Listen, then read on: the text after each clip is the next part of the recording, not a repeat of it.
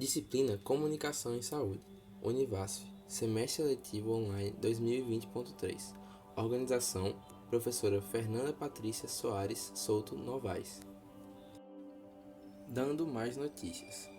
Membros do Grupo Facilitador: Ana Carolina Matias Pires, Ana Ilana de Lima Brandino, Ângela Maria Silva Souza, Flávia Letícia Miranda Galvão, Elaine Maria dos Anjos, Lucas Machado Levi, Maria Eugênia Lima Dantas, Thales Silva Santana e Tássila Nunes Alexandre Leite. Agradecimentos às monitoras de comunicação em saúde por todo o empenho e condução dos seminários, do audiovisual e dos trabalhos: Bruna Vidal, Gabriela Maciel e Mariana Pereira.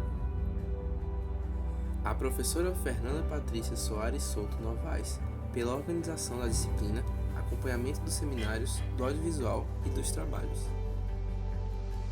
A professora Andréia Kedman Tenório, pela participação e colaboração no período remoto da disciplina Comunicação em Saúde. Ao professor Itamar Santos, pelo apoio. E a professora Sueli Grossman, pelo projeto de tradução e acessibilidade à plataforma online DocPom Brasil.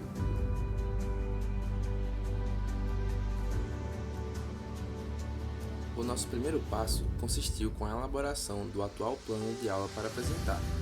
Foram árduas modificações para chegar no plano final. Aprendemos com isso que a didática vai muito além de apresentar um assunto. É dedicação, carinho, trabalho e esforço coletivo.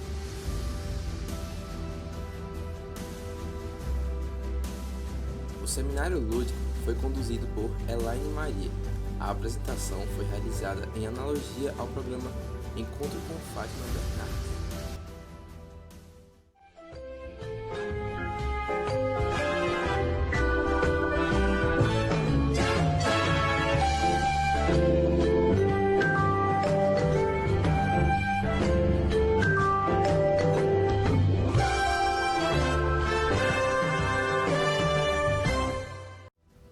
Realizamos as primeiras perguntas relacionadas ao assunto para nossa plateia.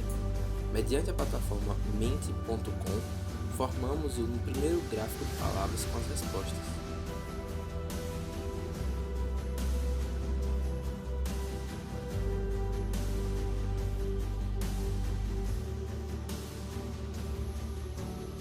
Após a primeira pergunta, foram apresentados vídeos com relatos de pessoas que já passaram por situações de receberem uma má notícia. Há alguns meses, a minha prima estava internada na UTI em estado gravíssimo e, como era de costume, o médico foi emitir o boletim para a família e, primeiramente, ele perguntou qual eram as expectativas da família acerca do caso e a minha mãe respondeu que eram as melhores possíveis, visto que ela era uma menina jovem, saudável e que esperava que ela fosse sair daquela situação. Ele, de maneira grosseira e fria, respondeu que ele não estava ali para contar contos de fadas, que a família deveria estar com os pés no chão, que Kézia não ia sair daquela situação, que só tendia a piorar e se a família tinha um Deus, era a hora de pedir por um milagre. Foi grosseiro, foi frio. Ao meu ver, ele deveria ter sido humano, ele deveria ter sido empático com a dor da família, até porque a causa que ela estava na UTI já assustava muito, já tinha assustado muito a situação em que a gente via que ela se encontrava também. Então, de uma certa forma, já era esperado que ela viesse a falecer, mas ninguém conversava sobre, todo mundo sustentava a ideia de que ela fosse sair daquela situação. Então, a partir do momento que ele perguntou sobre expectativas, ele deu brecha para que se fosse imaginado até além do que se pensava, né? Já que ele perguntou sobre expectativas, ele deveria ter sido cuidadoso ao frustrar essas expectativas. Então, a forma que ele argumentou sobre a situação dela poderia ter sido de uma forma melhor. Então, foi impactante, foi desumano, foi frio. Depois, posteriormente, a minha prima veio a falecer. Então, a família veio passando por uma série de notícias ruins e esse dia ficou marcado. E não deveria ser. Deveria ter sido uma conversa saudável, de conforto, uma conversa amigável, uma conversa de humano para humano, e não foi. Atrás, eu fiz um exame na minha filha chamado eletroneuromiografia, porque ela vivia caindo com frequência. E lá foi descoberto que ela era portadora de miopatia. A neurologista, a doutora, chegou para mim e falou que a minha filha era portadora de miopatia, uma distrofia muscular, que com o tempo ela vai atrofiando o membro. Aquilo para mim foi terrível, mas ela já veio até pro meu lado no momento. Falou: mãe, é uma doença que é difícil, eu sei, mas que tem tratamento, ela pode ser mantida normalmente, né? E aquilo para mim acalmou mais o meu coração. É difícil, mas quando você tem um profissional que fica do seu lado para saber te dar a notícia, é bem mais fácil de suportar no momento. Minha irmã recebeu um diagnóstico totalmente errado de um médico. Ele disse a ela que ela estava com esclerose múltipla, que é uma doença muito séria, mas ele foi muito antiprofissional e antiético. Ele disse que era para ela aproveitar a vida dela, os últimos dias, porque ela iria morrer, que era para ela fumar maconha, que era para ela beber, enfim, que era para ela fazer o que ainda não tinha feito, porque os dias dela estavam contados.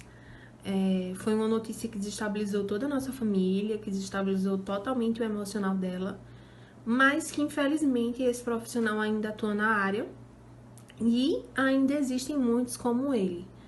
Nós recorremos a outros médicos que de cara cancelaram esse diagnóstico e disseram que ele estava errado, mas que causou muito sofrimento à nossa família e que infelizmente ainda conseguimos achar profissionais dessa maneira por aí.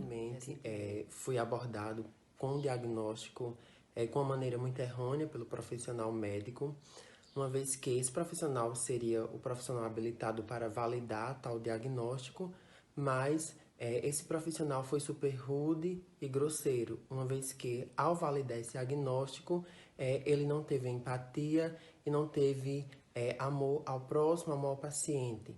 Então, vocês que são da eletiva de comunicação e saúde, espero que vocês, como futuros profissionais, entendam que a medicina, a enfermagem, qualquer outra área da saúde, vai além do conhecimento científico. Necessitamos ter empatia e mostrar que, acima de tudo, estamos ali para dar o afago e para trazer a mansidão para os pacientes. Então, eu espero que vocês compreendam, espero que vocês, a partir de cada abordagem que as pessoas forem falando para vocês comecem a compreender a importância de se dar um diagnóstico e de se colocar no lugar do paciente.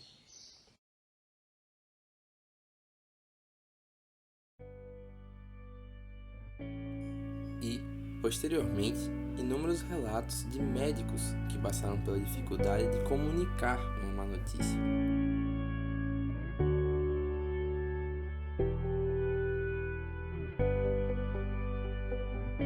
Às vezes, eu começo a falar sempre no tempo verbal passado, e aí eles ficam prestando atenção no que eu falo.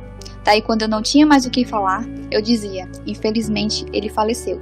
Eles começavam a chorar, mas não acreditavam. Na minha impressão, desde o início que eu falei, eu já estava dizendo que ele tinha morrido.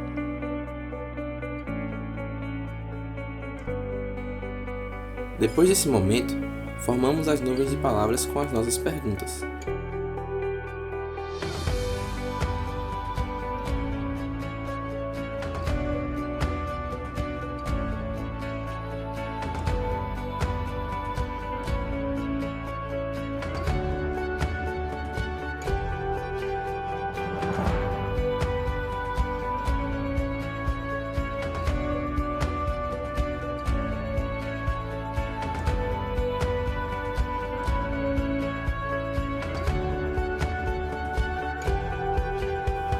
Em todo o processo do segundo passo, a temática foi discutida pela professora, alunos presentes, mediadora e grupo facilitador.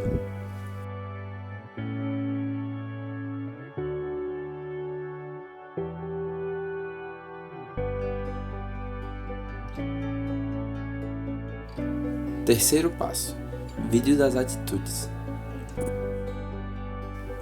O terceiro passo foi realizado mediante 2 vídeos que apresentavam atitudes negativas e positivas na comunicação de uma má notícia.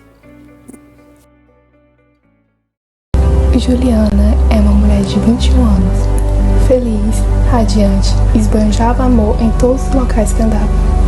E recentemente havia recebido a sua tão sonhada aprovação em medicina.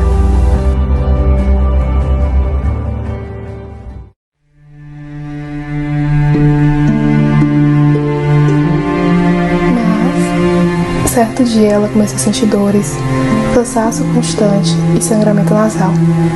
Preocupada com a situação, marcou exames e consultas para saber o que estava acontecendo.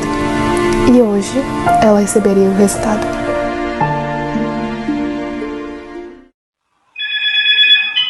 Pode falar.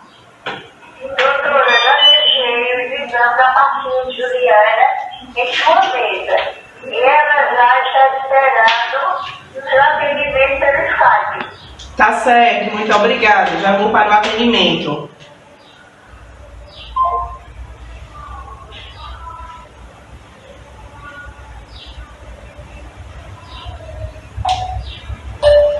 Amiga, eu vou começar os atendimentos, mas vou ser bem breve em todos eles, para que a gente não atrase o nosso passeio e o nosso almoço no shopping.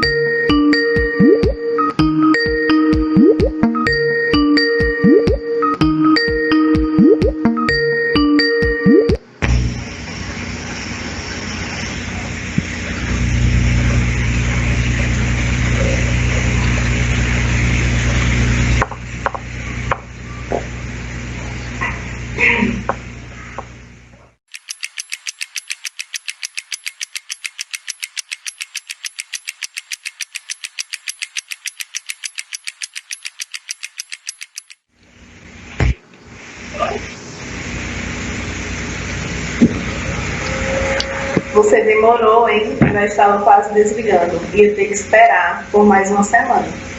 Desculpa, doutora, não vai acontecer novamente. Tudo bem. Você já foi encaminhada para uma psicóloga? Psicólogo? Não, eu acho que a senhora deve estar se confundindo. Eu só vim receber os resultados dos exames. É, porque você vai precisar. Infelizmente, o resultado dos seus exames mostram que você está com leucemia linfóide aguda. E pela minha análise inicial, há alguns indícios de que o estágio da doença esteja grave. Eu não entendo, doutora. Eu não consigo entender, não faz sentido. Olha, você está com câncer. Há alguns tratamentos e podemos procurar o melhor para iniciar. Mas eu gostaria de dizer a você que o seu caso não é promissor, por isso não crie muita expectativa. Doutora, eu não posso morrer. Eu não posso morrer, doutora. Eu tenho uma vida toda pela frente. Eu acabei de passar em medicina.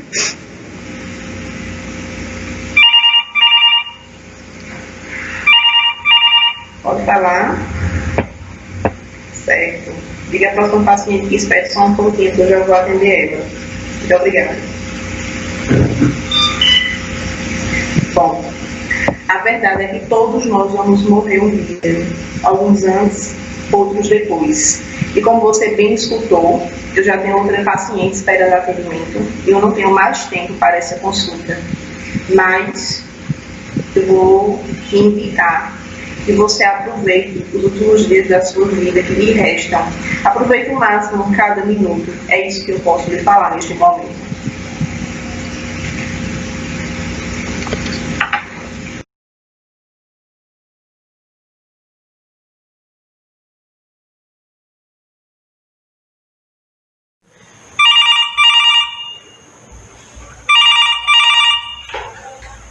Oi, pode falar? Tá certo. Já vou para o atendimento, viu, do paciente. Muito obrigada por deixar o exame dela em minha mesa e eu também já recebi o prontuário no meu notebook. Tá certo. Eu gostaria de pedir para não ser interrompido durante essa consulta, pois eu quero dar total atenção à paciente. O diagnóstico dela é um pouco complicado. Eu vou deixar durante a consulta o telefone desligado. Tá certo.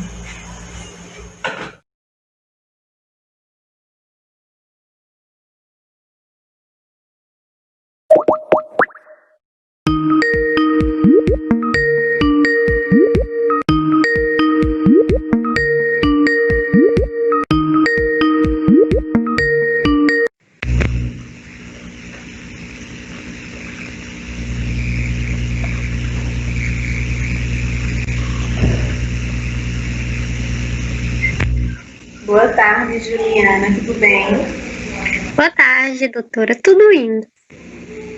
Como você sabe, eu pedi para que a secretária marcasse o melhor horário para que a gente pudesse ter uma conversa sobre o resultado dos seus exames. Mas agora eu gostaria de saber como você está se sentindo. Para ser sincera, eu estou um pouco nervosa, ansiosa pelo resultado dos exames. A gente sempre tem o medo de vir alguma notícia ruim, né?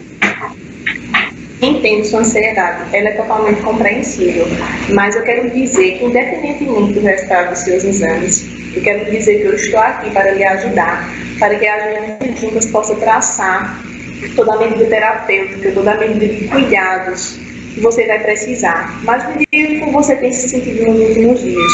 Tem sentido alguma dor? Olha, eu tenho sentido muita fadiga, um cansaço excessivo, sabe?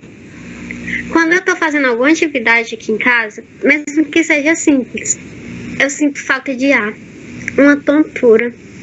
Dias atrás, eu senti febre e dor de cabeça. E também um sangramento nasal. Mas agora eu já tô bem melhor. Entendi, Juliana. Agora me diga, o que você compreende sobre esse problema? Olha, eu espero que não seja nada grave. Eu confesso que eu não tenho um estilo de vida muito saudável. Ultimamente eu tenho me alimentado mal. Eu tô sedentária. Então eu acho que o meu problema tem a ver com isso, sabe? Eu estou com o resultado dos seus exames em minhas mãos. E eu gostaria de saber até onde você quer saber sobre eles. Tudo. Eu quero estar ciente de tudo.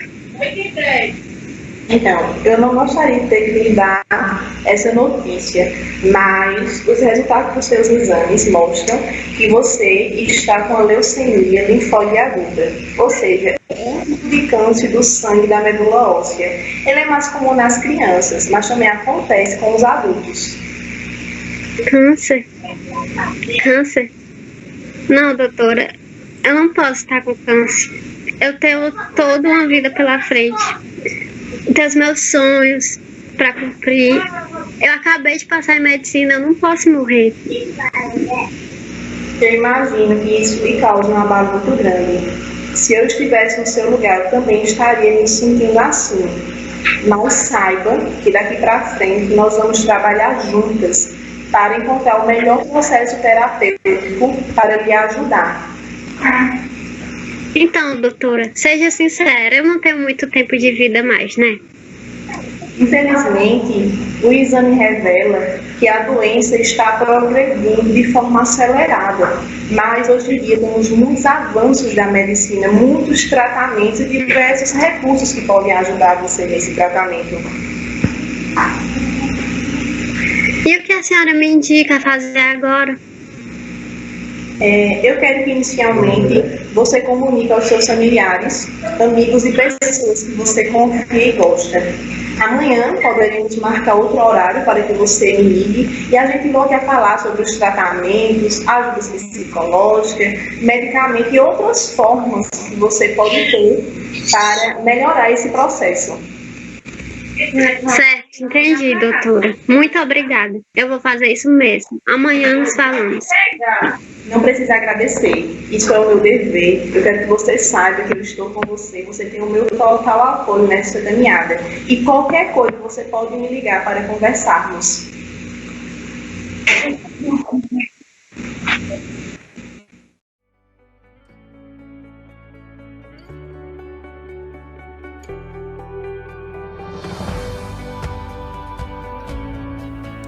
Quarto passo: aula e resumo expositivo. O quarto passo foi a realização de uma aula de modo didático e lúdico sobre o protocolo SPIKES e Após o vídeo foi disponibilizado um resumo informativo sobre esse assunto. Aula expositiva do Grupo 4. Comunicando más notícias. Comunicar más notícias nem sempre é uma tarefa fácil, mas afinal, o que é má notícia? Qualquer informação que afeta seriamente e de forma negativa a visão de um indivíduo sobre o seu futuro pode ser definida como má notícia. Não se pode dimensionar o impacto que uma má notícia causará na vida de quem a recebe. Por isso, deve-se determinar as expectativas e compreensão de quem irá receber a má notícia. Em 1992, o médico oncologista Robert Buckman criou um protocolo cujo objetivo é nortear toda a nossa prática de comunicação em saúde, denominado de SPIKES. Composto por 6 letras, o protocolo SPIKES irá representar atitudes que devemos tomar ao comunicar uma má notícia. O primeiro passo do protocolo é representado pela letra S, de Setting Up, que significa preparando-se para o encontro. Esse é o momento em que pensamos como dar uma má notícia. Dentro dessa etapa, deve-se refletir sobre sua condição principal emocional. Por exemplo, estou pronta para esse momento?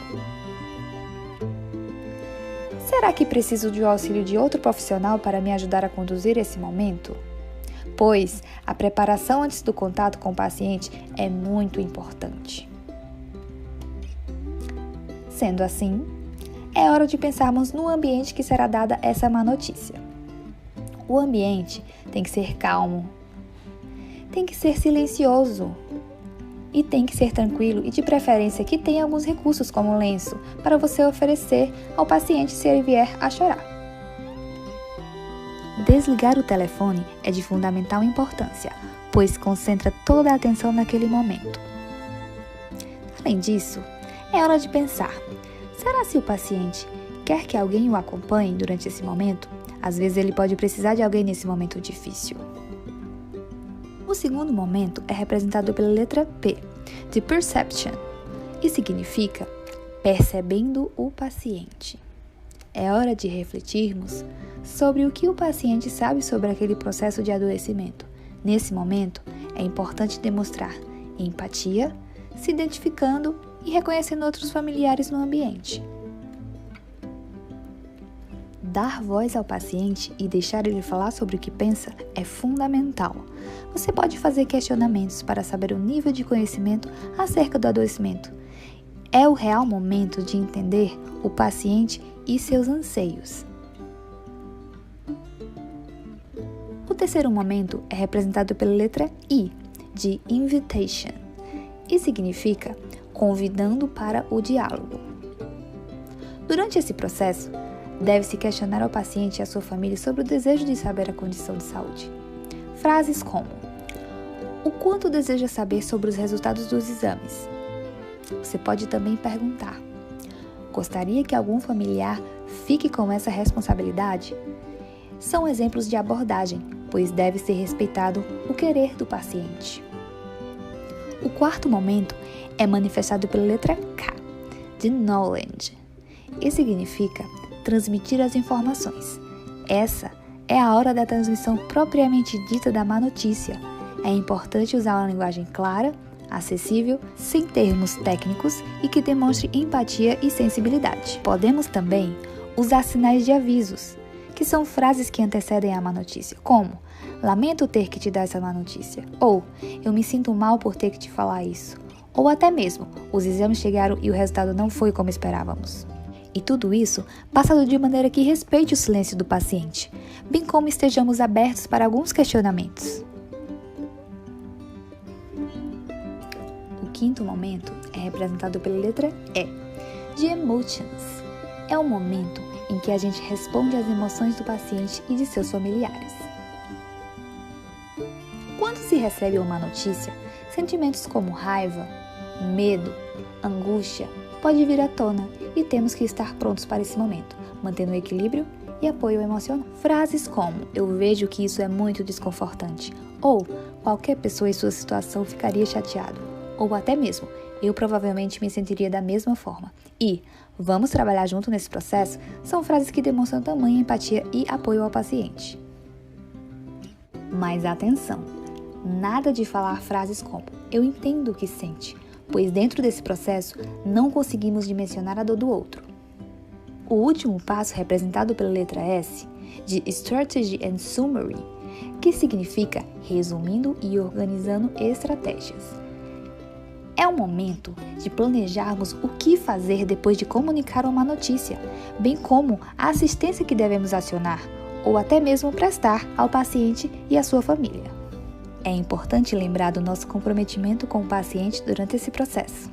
É aqui que podemos encaminhar o paciente para outro profissional, como psicólogo, psiquiatra e assistente social, pois mostrar as possibilidades de tratamento também é um ato que dá segurança e pode acalmá-lo. Após comunicar uma notícia, temos que nos certificar de que o paciente está em condições de voltar à sua casa. O sexto passo representa toda essa assistência que iremos prestar ao paciente e à sua família. Claro, demonstrando respeito e humanização em meio ao seu sofrimento. E vocês? O que acharam do protocolo Spikes? Idealização: Maria Eugênia. Narração e ilustração: Elaine Maria. Universidade Federal do Vale do São Francisco. Quinto passo: encerramento com arte. Apresentamos o poema Em Tempos de Dor, do poeta Braulio Bessa, pela voz do aluno Lucas Levi, e a música autoral Vai Ficar, pelo aluno Thales.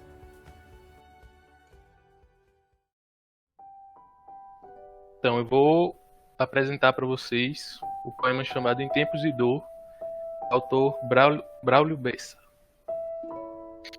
Vamos lá. Se por acaso você não conseguir caminhar, se os seus pés enfraquecerem, se a estrada se alongar, sempre haverá alguém capaz de lhe carregar. Por acaso você sentir a alma sangrar, e se a alma ferida fizer o seu corpo chorar, sempre haverá alguém capaz de lhe consolar. Se por acaso você sentir o mundo escapar, solidão maltratar, sempre haverá alguém capaz de lhe abraçar. Se por acaso você não conseguir enxergar, perdido dentro de si, vendo tudo se apagar, sempre haverá alguém capaz de lhe encontrar. Se por acaso você sentir a vida açoitar, e na hora da agonia você se desesperar, sempre haverá alguém capaz de lhe acalmar. Se por acaso você ver tudo se apressar, se todo mundo correr, se o tempo acelerar, sempre haverá alguém capaz de lhe esperar. Se por acaso você deixar de acreditar, se a própria humanidade lhe decepcionar, sempre haverá alguém capaz de lhe inspirar. Se por acaso você sentir medo de amar, se achar que não é mais capaz de se apaixonar, sempre haverá alguém capaz de lhe conquistar. Sempre haverá, meu povo, sempre haverá amor, sempre haverá o bem, numa via de mão dupla, com a força de um trem. Alguém ajuda você e você ajuda alguém. Repare, já que sempre haverá alguém para lhe entender, lhe carregar, lhe acalmar, abraçar quando doer, alguém para lhe confortar quando o mundo lhe bater, já que sempre haverá alguém para lhe socorrer, só é preciso ser justo e grato para perceber que sempre haverá alguém precisando de você.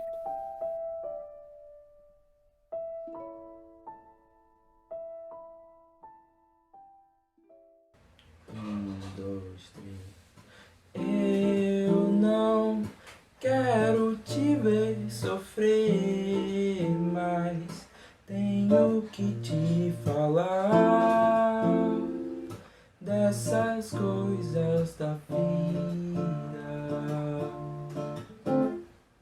Não queria te machucar, mas agora digo, estou aqui.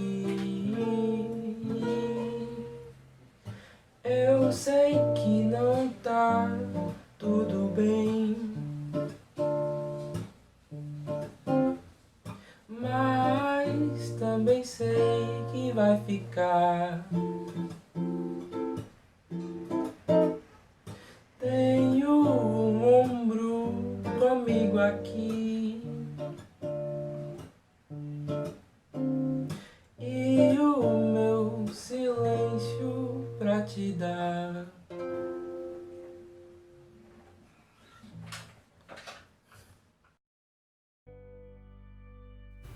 Sexto passo. Última nuvem de palavras. O sexto passo foi o momento de encerrarmos sintetizando o significado do encontro e realizando comentários com todo o grupo facilitador.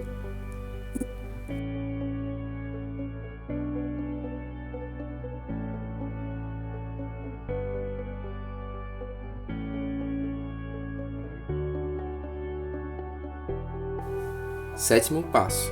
Formulário de avaliação. E o último momento do seminário foi a disponibilização do formulário de avaliação sobre a apresentação lúdica do grupo facilitador. Agradecemos todos que estiveram presentes na aula, todos que compartilharam suas vivências e participaram ativamente do momento.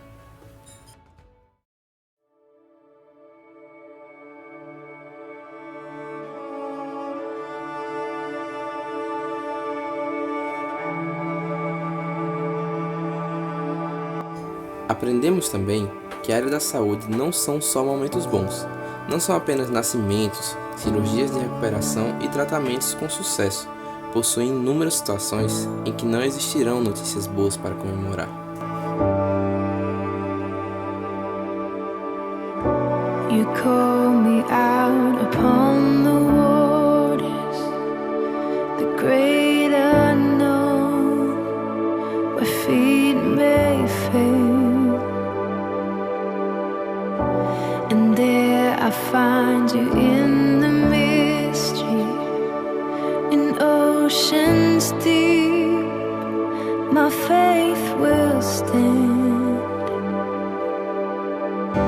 And I will call upon your name, and keep my eyes above the waves.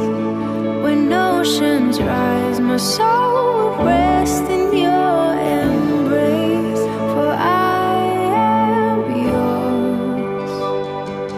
You are mine.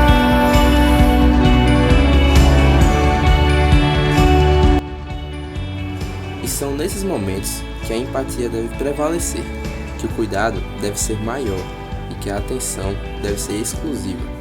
Grace abounds in deepest waters. Your sovereign hand will be my guide. My feet may fail, fear surrounds. Um profissional sem empatia é um incompetente inútil. Gilberto Ângelo Begiato.